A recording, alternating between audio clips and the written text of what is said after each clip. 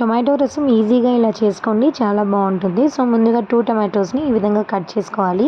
So దీంట్లో కొంచెం salt వేసి దీన్ని మీడియం ఫ్లేమ్లో కుక్ చేసుకోవాలన్నమాట.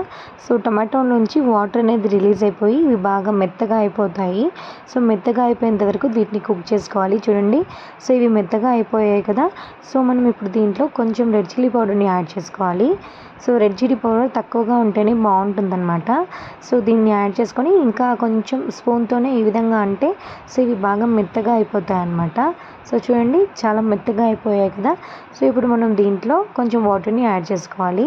సో అలాగే మనం కొంచెం ముందుగా నానబెట్టుకున్న చింతపండు ఉంది కదా, సో చింతపండు గుజ్జుని దీంట్లో వేసుకోవాలన్నమాట. సో ఒక లెమన్ సైజ్ చింతపండు నానబెట్టుకుంటే చాలండి.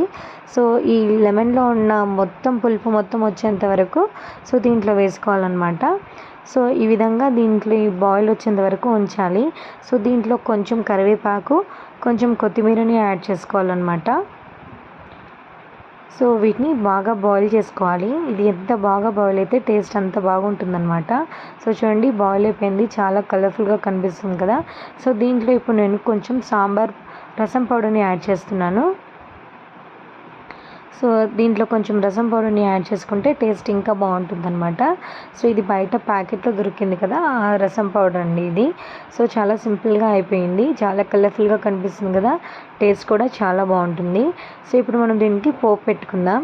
ఒక బౌల్ పెట్టుకోవాలి. సో దీంట్లో కొంచెం ఆయిల్ వేసుకొని ఆయిల్ కొంచెం హీట్ అయిన తర్వాత కొంచెం ఆవాలు, అలాగే కొంచెం జీలకర్ర వేసుకోవాలి. కొంచెం పసుపు, కొంచెం ఇంగువ, కొంచెం కరివేపాకు. సో వీటన్నిటిని వేసుకొని బాగా మిక్స్ చేసుకోవాలన్నమాట. సో ముందుగా మనం ప్రిపేర్ చేసి పెట్టుకున్న రసంలో వేసుకుంటే సో ఎంతో టేస్టీగా ఉండే రసం అనేది రెడీ అయిపోయిందనమాట. సో వీడియో మీకు నచ్చినట్టయితే ప్లీజ్ ఒక లైక్ చేయండి, నా ఛానల్ని సబ్స్క్రైబ్ చేయండి. Thank you for watching. Bye bye.